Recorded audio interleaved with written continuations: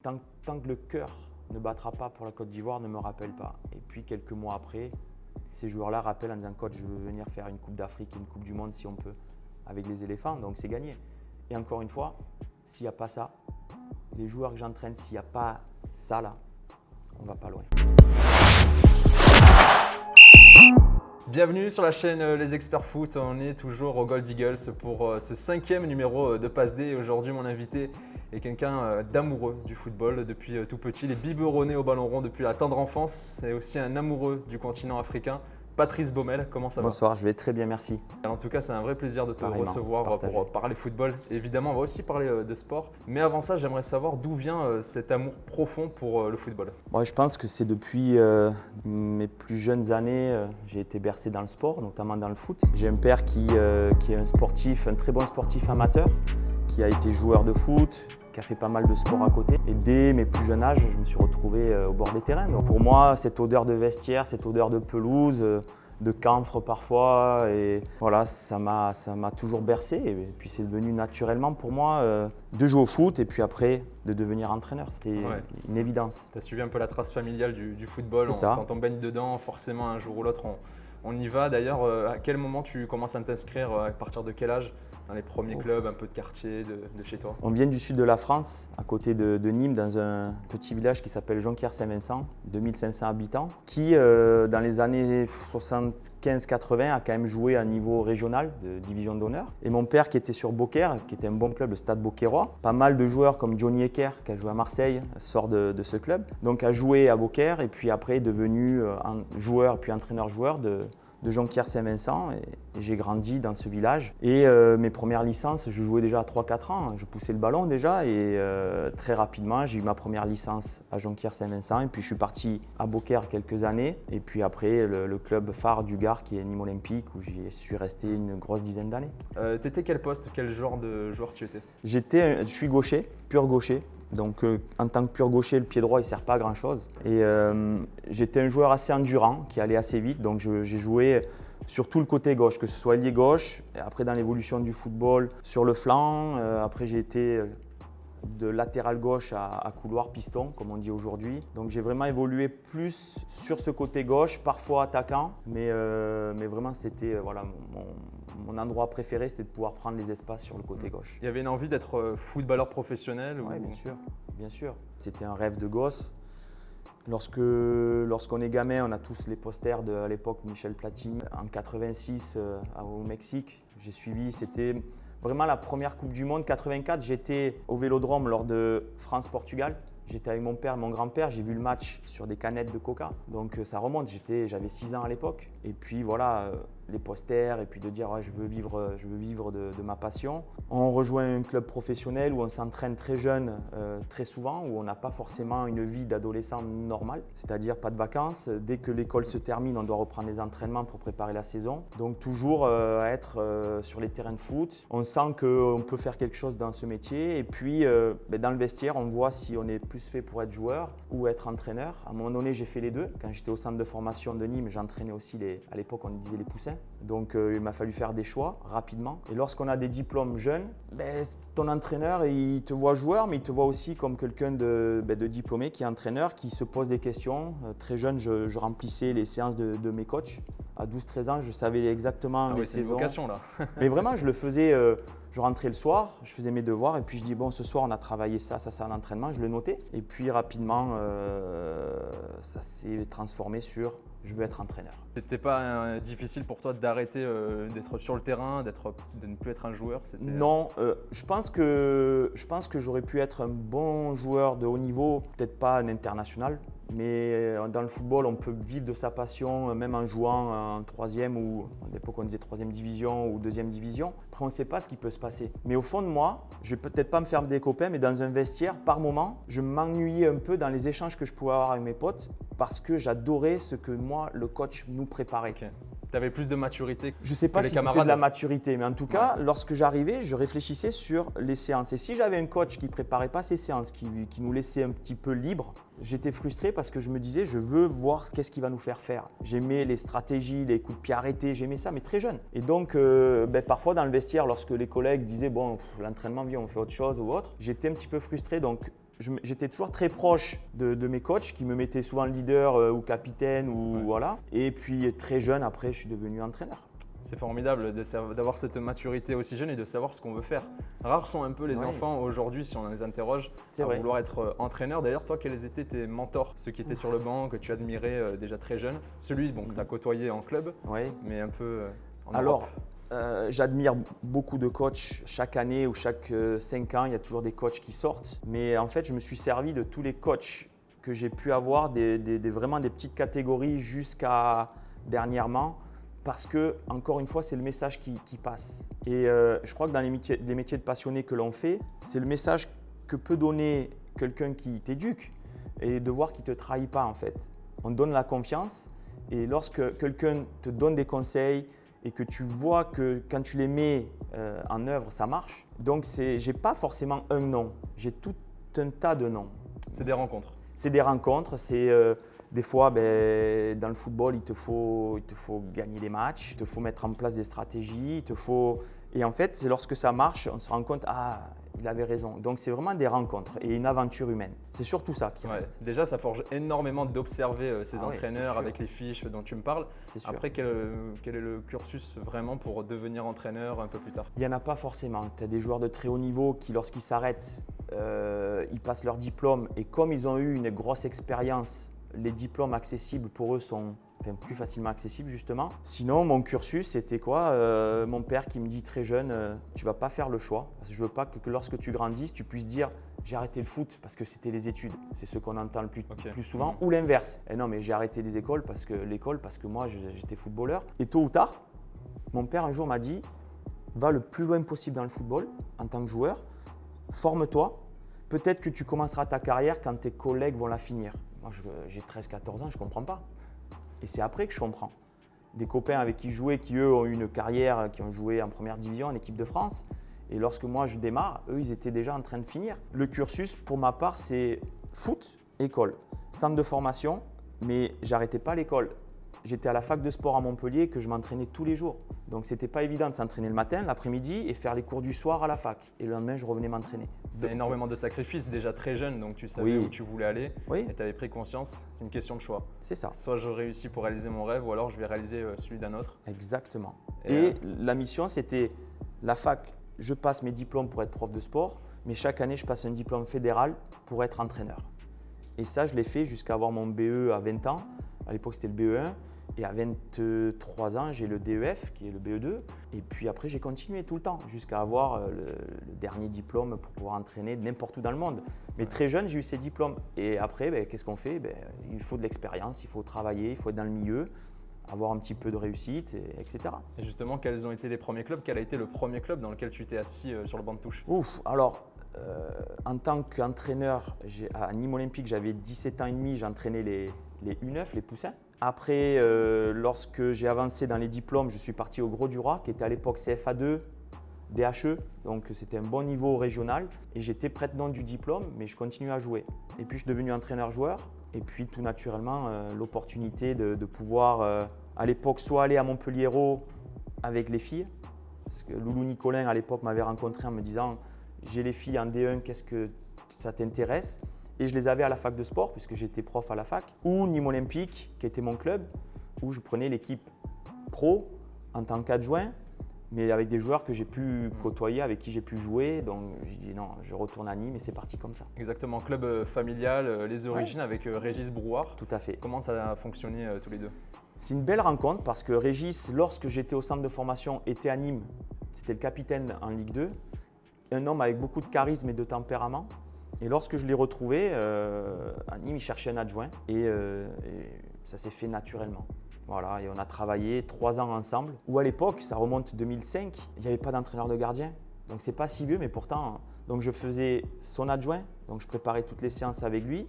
On se répartissait les séances. Mais avant, je faisais la préparation physique, je faisais le retour des blessures, je faisais l'entraînement des gardiens de but. Donc je passais ma journée au stade. Je faisais les montages vidéo d'analyse parce qu'on n'avait pas d'analyse vidéo. C'était couteau suisse et je prenais parce que je me disais c'est formateur. Et voilà, et donc ça a été 3 ans magnifiques, beaucoup de travail mais formateur.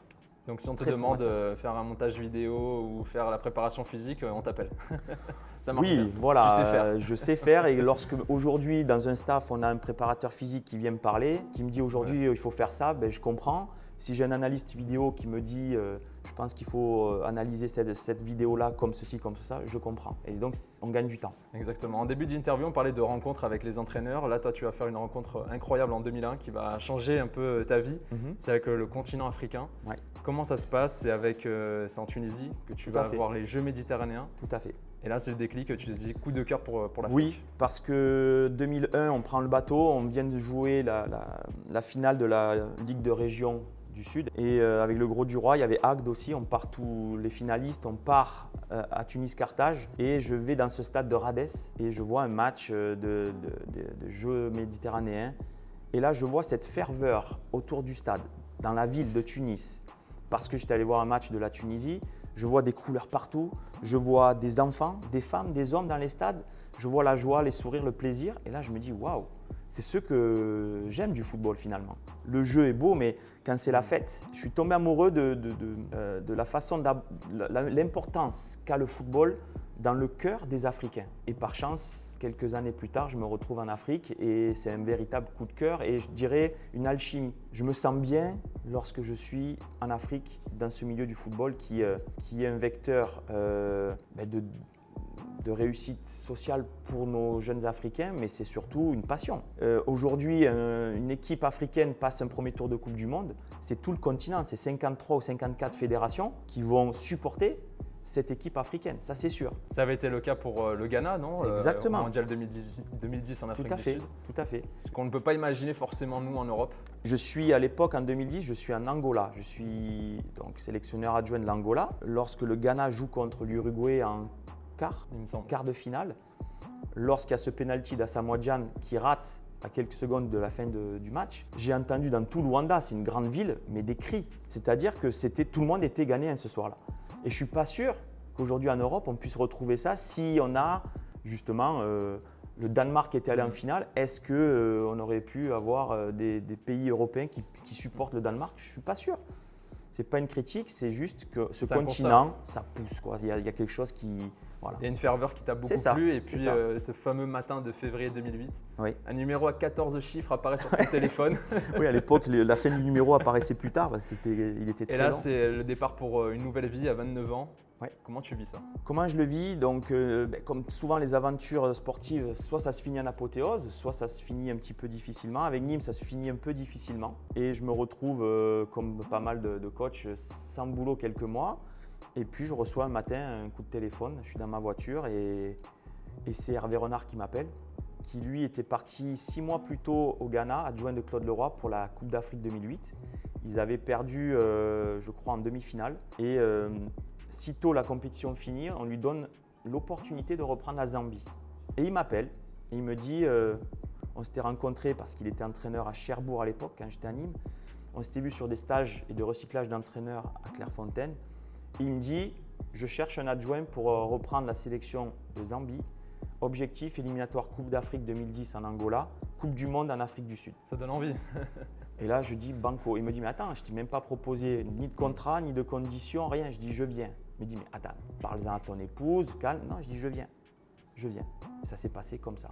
Et puis, comme souvent en Afrique, le billet a mis un peu de temps à arriver.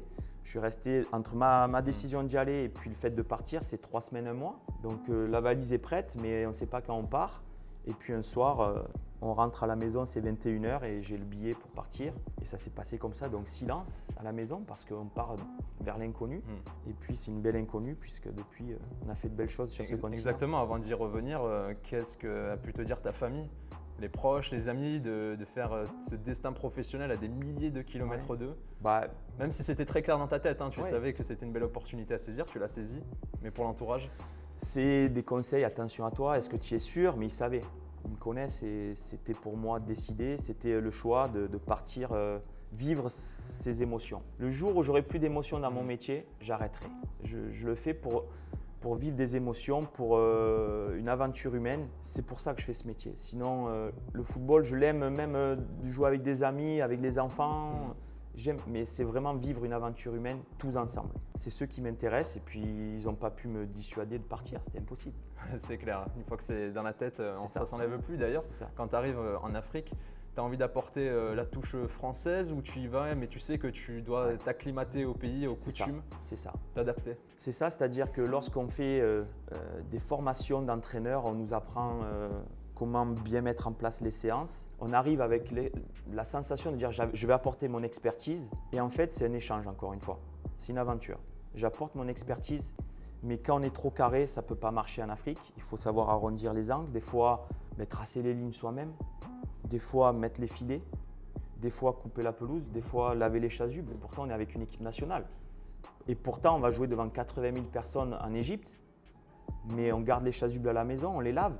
On gonfle les ballons, on fait le boulot, voilà, on se dit mais je suis avec des gamins finalement. Non, c'est l'équipe nationale, mais voilà, il faut être patient, il faut parfois écouter aussi ce que les autres te disent parce qu'on a certainement des idées à mettre en place, mais on ne connaît pas le milieu quand on arrive en Afrique. Quand j'arrive en Zambie, je ne connais pas la culture.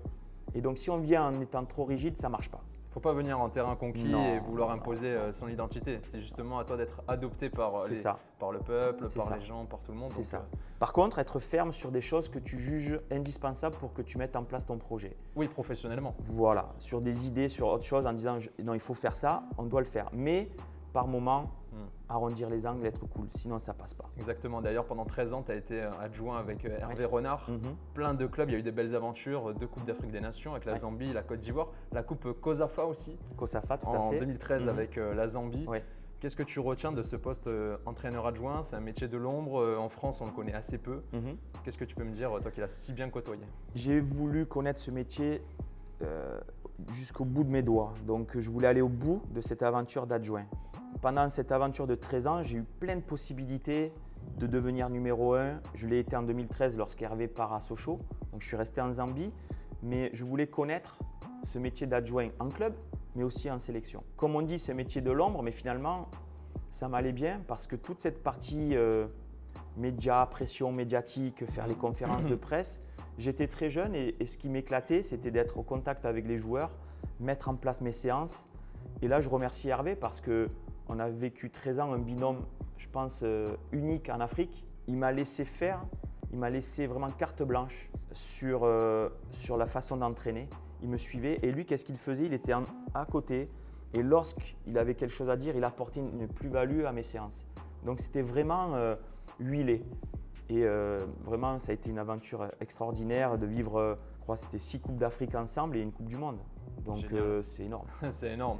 Vous aviez un peu la même vision du football, la même culture footballistique, donc ça aide à créer une bonne alchimie entre les deux.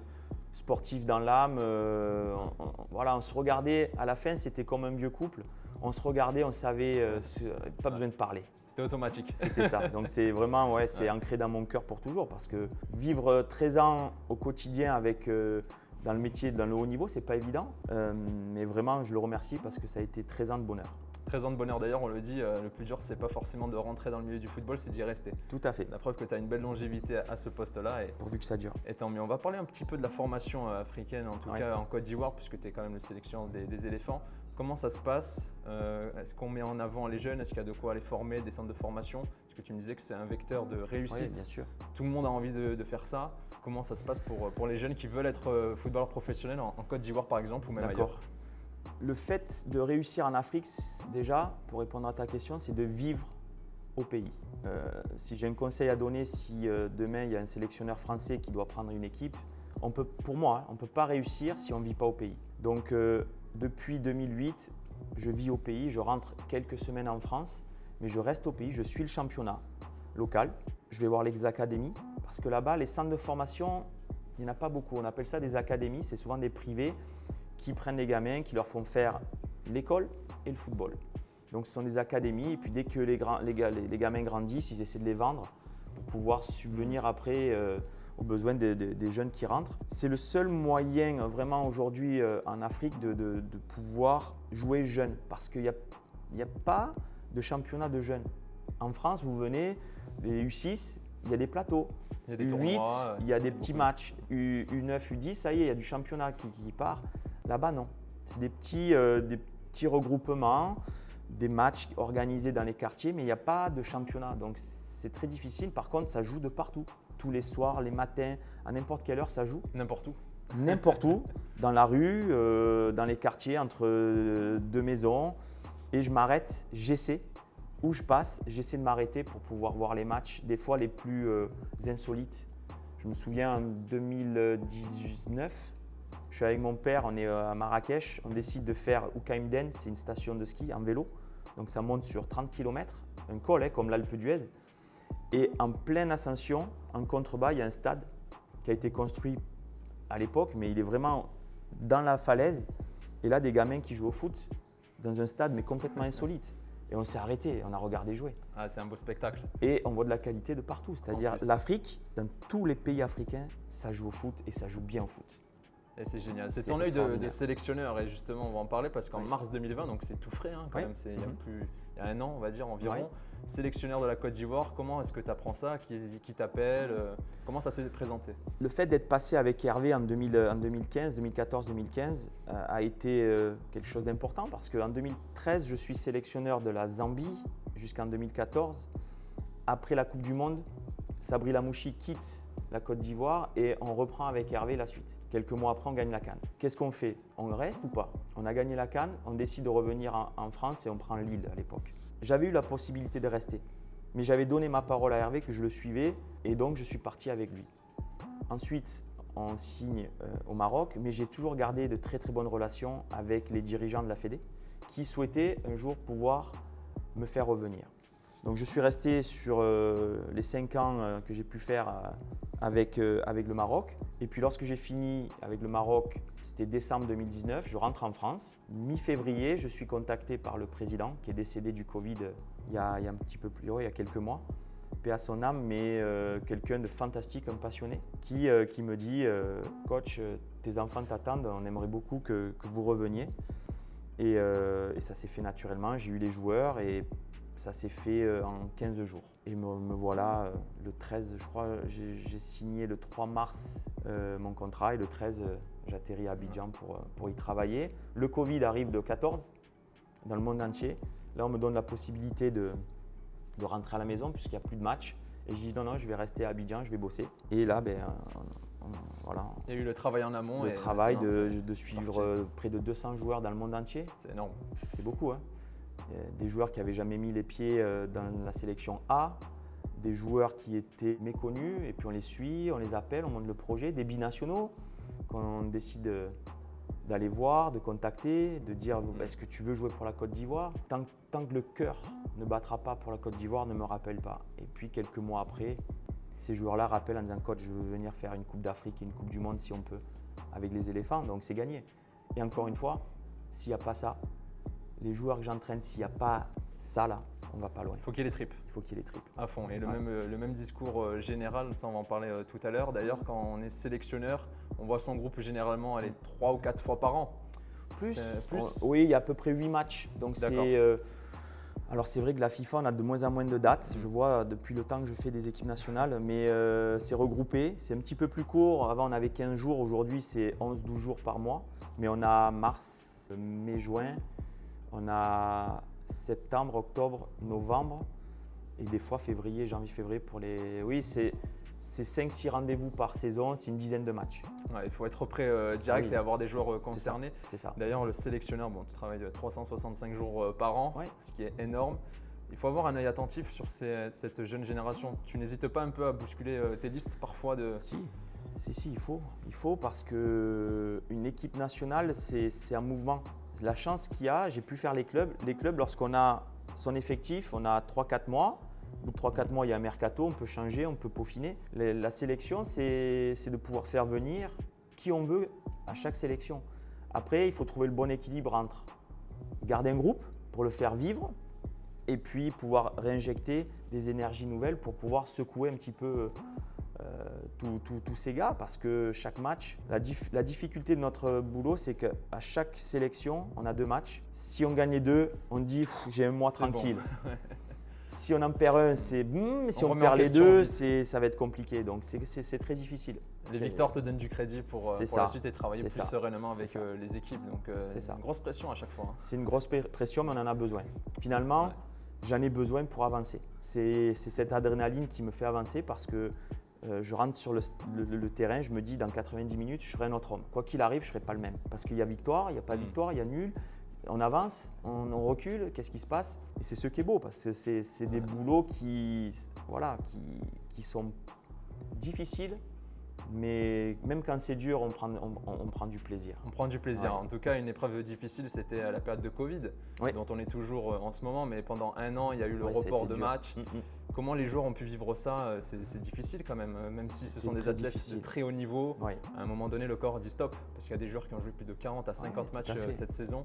Mais ce Covid a eu deux allures en fait, deux vitesses. Les joueurs qui jouent en Europe, qui ont joué.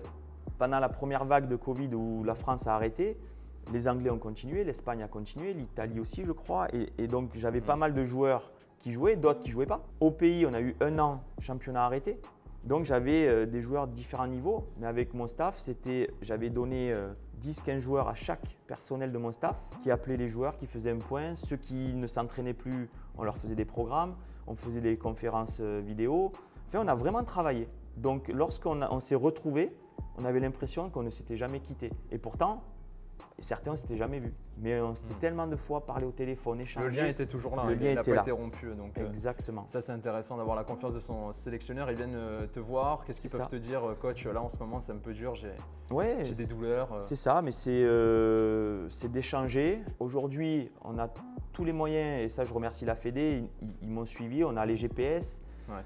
Qui nous donne pas mal de choses. Toutes les séances sont enregistrées en drone, donc on voit certaines choses. On fait des questionnaires tous les matins avec le staff médical de savoir ces échelles de Borg et Hooper, ta qualité de sommeil, de stress et de douleurs musculaires, quel est ton ressenti sur la séance de la veille. Avec tout ça, on fait un cumul et puis être à l'écoute du staff qui me fait un retour en disant attention, lui, danger, il faut peut-être le ménager, peut-être lui, il faut le faire bosser un peu plus. Voilà, c'est de la com. Mais l'essentiel, c'est d'être prêt pour les échéances à chaque fois qui sont couperées, les matchs. Ça peut t'arriver qu'un joueur vienne te voir et te dise « Coach, là, l'entraînement, est-ce que c'est possible de l'alléger ou de ne pas être titulaire au prochain match? Je ne pourrais pas donner 100% de mes capacités. » Ça arrive aussi Oui, notamment au mois de juin, lorsqu'on a eu le report des éliminatoires Coupe du Monde. Certains joueurs, on va dire titulaires, je les ai eu au téléphone. Même moi, dans mon esprit, c'était de dire « récupère un peu ». Donc ils m'ont dit coach, ça fait près d'un an que j'ai pas eu de repos parce que jouer en première ligue, c'est Boxing Day, c'est des matchs toutes les semaines. C'est non-stop. C'est incroyable. Et de dire coach, je préfère avoir 10-15 jours de vacances plutôt que de venir et je l'ai compris. Et donc ça m'a permis de voir des jeunes joueurs qui n'étaient jamais venus, ils m'ont donné satisfaction. Donc le joueur qui est à la maison, quoi qu'il fasse, il suit quand même les résultats, il voit son collègue qui a fait un beau match. Donc quelque part, c'est de dire quand je vais venir, il va falloir que je sois bon pour pouvoir confirmer. Donc on essaie de créer cette dynamique. Voilà. C'est vrai qu'il y a la part de concurrence aussi, il faut chaque fois. Ça booste les cadres, même les jeunes. Lorsqu'elle est saine et comprise, ça booste. Lorsqu'elle est un peu injuste, les joueurs ils savent s'ils méritent de jouer ou pas, ils savent. Et le groupe sait. Donc après, c'est de faire des choix justes, c'est d'être juste. C'est pas toujours évident. C'est pas évident. D'ailleurs, tu as un programme ultra chargé. Là, ça va, on est en plein été, c'est un peu les vacances. D'ailleurs, tu es venu nous faire un coucou pour l'interview. Avec plaisir. La rentrée va être sympa. Il y a les éliminatoires pour la Coupe du Monde de 2022 au Qatar, donc en fin d'année prochaine. Avec un beau groupe, c'est le groupe avec le Malawi, Mozambique, le Cameroun. Tout à fait. C'est relevé. C'est très relevé parce que le Malawi, ils se sont qualifiés pour la prochaine CAN. Je les connais très bien puisqu'ils sont pays voisins de la Zambie, donc c'est des équipes que j'ai souvent eu l'occasion de rencontrer. Il y a de la qualité, ça court beaucoup. C'est très fusionnel, c'est des soldats, on va dire, avec de la qualité. Le Mozambique qui reste un pays portugais, donc avec toujours de la qualité. Et le Cameroun qui est une des grandes nations, non seulement du continent, mais mondiale, qui va organiser la prochaine Coupe d'Afrique. Exactement, en janvier. Donc vous savez toute la faveur qu'il peut y avoir dans un pays qui organise la CAN. Donc ça va être très difficile, notamment que c'est que le premier qui sort pour pouvoir… Il y a 10 poules de 4, seuls les premiers sortent, donc ça fait 10 équipes qui sortent. Et dans les 10, il y a un tirage au sort de 2 équipes, donc c'est 5 poules de 2 et seulement 5 équipes iront à la Coupe du Monde. Donc déjà se qualifier pour une Coupe du Monde en Afrique, c'est déjà très très dur. C'est un petit coup de gueule que nous, aux sélectionneurs, on dit, c'est qu'on a 54 pays et il n'y en a que 5, c'est même pas 10%. d'équipes africaines qui vont au C'est mondial. un peu user des forces pour rien pour certaines nations. Oui, puis c'est pas représentatif. Souvent, souvent c'est les vrai. gens disent mais il n'y a pas d'équipe africaine qui passe un premier tour ou très peu. Mais en fait, dans chaque groupe, Parce qu'il y en a pas. il n'y a pas une équipe africaine dans chaque poule. Alors qu'on peut retrouver 2 équipes européennes. En Amérique latine, il y a 10 équipes, il y en a 5 qui sortent. C'est 50%. Nous, c'est même pas 10%. C'est vrai que là, le ratio n'est Donc pas c'est bon dur, du tout. Ouais. c'est très dur. Si jamais quelqu'un voit l'interview, C'est très dur. faudrait que ça change. C'est très très dur Faut prendre en et je pense que considération, les équipes africaines mériteraient d'aller dans les Coupes du Monde parce que ça va pousser un peuple à se développer, à l'aider à se développer. Et puis on a l'exemple, on en parlait tout à l'heure, du Ghana qui est allé très loin, qui a titillé des Exactement, grosses nations. 2010, Donc ouais, tout à fait. ne pas mettre ça de côté. Tout à fait. D'ailleurs, il y a la CAN, tu m'en parlais, donc à partir de janvier. Oui. Toi qui l'as gagné en tant qu'adjoint, là, elle a gagné en tant que sélectionneur. Ça serait magnifique, ça serait magnifique. Ça sera ma 7e Coupe d'Afrique. Depuis 2010, j'en ai pas loupé. Donc l'objectif avec les éléphants, c'est d'aller le plus loin possible. Ah bah écoute, on croise les doigts pour la Celefanto, comme on peut l'appeler aussi. C'est ça. Chez les experts, on va vraiment suivre l'aventure, la Coupe d'Afrique des Nations et la super. Côte d'Ivoire, rien que pour toi. Voilà. C'est gentil, On va merci soutenir beaucoup. Patrice Baumel. On va beaucoup parler de football, c'est très agréable, mais il y a Sébastien Damiani que tu connais plus que bien, qui assiste oui. à cette interview, qui est derrière la caméra. Et qui m'a dit que tu étais un grand fan surtout de sport. Oui, bon, on a Donc il n'y a pas que partagé le pas football, mal de choses il y a le ensemble. sport. D'ailleurs, quels autres sports tu peux pratiquer? Un petit peu de tout, j'aime beaucoup le vélo, la course à pied, le tennis, la randonnée, les trails. Voilà, tout ça, ça rythme mon quotidien en complément du football. Donc j'ai besoin de tout ça parce que un peu hyperactif et j'ai besoin de ces sports d'endurance pour pouvoir penser, m'évader un petit peu. J'ai aussi appris à jouer au golf et au début je trouvais ça trop long, mais j'ai appris à aimer ce sport qui est tous les jours différent et qui permet aussi de se canaliser parce qu'il y a ce côté centrage sur soi-même, on joue contre soi-même, contre son handicap. Sport individuel. Et c'est le sport individuel par excellence et où chaque coup n'est jamais le même. C'est toujours le coup d'après qui va te faire être meilleur encore. Donc tous ces sports-là qui sont vraiment différents mais dont j'ai besoin et j'en partage la plupart avec mon cousin Sébastien qui est virtuose de la musique. Eh oui.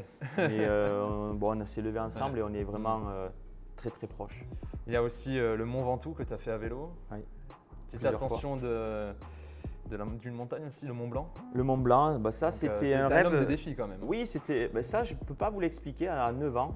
Je dis à mon père, je ne sais pas pourquoi, je dis avec toi je veux faire 3 choses. Le marathon de New York, le Mont Blanc et une Coupe du Monde. Et en 2018, ça a été fait tout ça. Donc, en 2018, j'ai fini de faire ce programme-là à 40 ans. Donc c'est chaque fois des objectifs. Je suis revenu de la Coupe du Monde, je suis parti dans le GR20 tout seul pour justement, après avoir vécu une Coupe du Monde en Russie, c'était de se retrouver seul face aux éléments et à la difficulté parce que faire un GR20, c'est très difficile, c'est la chose la plus dure que j'ai pu faire. Mais voilà, c'est toutes ces aventures-là qui bercent mon quotidien. Et puis de faire tous ces sports, ça te nourrit aussi en tant que sélectionneur, tu te nourris de tout. Oui, parce que le football est un sport difficile, mais lorsqu'on voit les cyclistes, je le dis souvent aux joueurs que je peux entraîner, j'ai fait le Mont Ventoux en défi avec Johnny Ecker qui a joué à Marseille, qui a joué à Nîmes, qui est un ami et on a fait ce Ventoux ensemble. Et il a vu, lui, sportif de haut niveau, que rien que faire le Ventoux, les 25 km d'ascension de Bédouin au sommet, c'était un défi énorme. Et pourtant, il a joué en première division X années, mais c'était un défi. Alors que les coureurs du Tour de France, ils vont venir de Montpellier, de Marseille pour arriver en haut du Ventoux. C'est vraiment la difficulté de ce sport qui te rend humble en fait finalement parce que voilà, le cyclisme, les trails, les marathons, c'est quelque chose de très difficile où on est seul contre les éléments. D'ailleurs, tu partages des clichés sur tes réseaux sociaux, notamment sur Instagram. Tu avais fait une petite partie souvenir de tout ça. Oui, tout à fait. Donc c'est génial. J'invite tout le monde à te suivre sur Instagram et j'insiste là-dessus parce que tu es un des rares entraîneurs sélectionneurs. En Europe, on n'a pas vraiment d'entraîneurs sélectionneurs qui sont présents sur les réseaux sociaux à mettre pas mal de photos, des hommages, les avant-matchs, les photos en groupe. Toi, tu aimes bien garder ce lien avec les supporters, avec tes amis. C'est ça. Alors c'est un Instagram, on va dire, professionnel, où je ne parle pas beaucoup de moi ou de ma famille ou autre. C'est vraiment le côté football et sport. Et d'essayer de mettre en avant justement les rencontres que je peux avoir avec les joueurs ou les entraîneurs et puis le sport en général, ouais, tout à fait. Plus de 140 000 abonnés environ, c'est très bien. Ouais, le peuple est là. Non, mais c'est sympa d'avoir cette approche-là. On espère que pourquoi pas des entraîneurs comme Didier Deschamps pourraient se lancer sur Instagram. Pourquoi pas, mais c'est quelqu'un d'extraordinaire aussi. Patrice, on entre dans le temps additionnel de cette interview et tu sais que nous, chez les experts foot, on aime souligner, mettre en avant la bonté de nos invités. Est-ce qu'aujourd'hui, tu as une association à mettre en lumière? J'en ai plusieurs.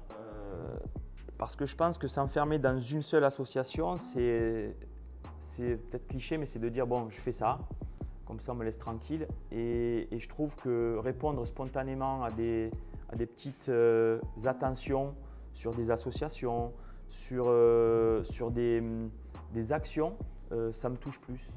Donc j'essaye de répondre à des demandes ponctuelles lorsque déjà je suis disponible, où j'en ai envie et où ça sort du cœur, c'est-à-dire j'attends rien, si ce n'est juste donner de mon temps, donner une bonne parole ou apporter ma présence ou donner soutenir. de la force à ceux qui en ont besoin. Tout à fait. Donc ça a été avec un lycée marocain de faire le semi-marathon de Marrakech avec les élèves, ça a été de soutenir des associations qui ont connu des intempéries ou des catastrophes, ça peut être des associations qui développent qui utilisent le football comme vecteur de développement social, que ce soit à Marseille ou ailleurs.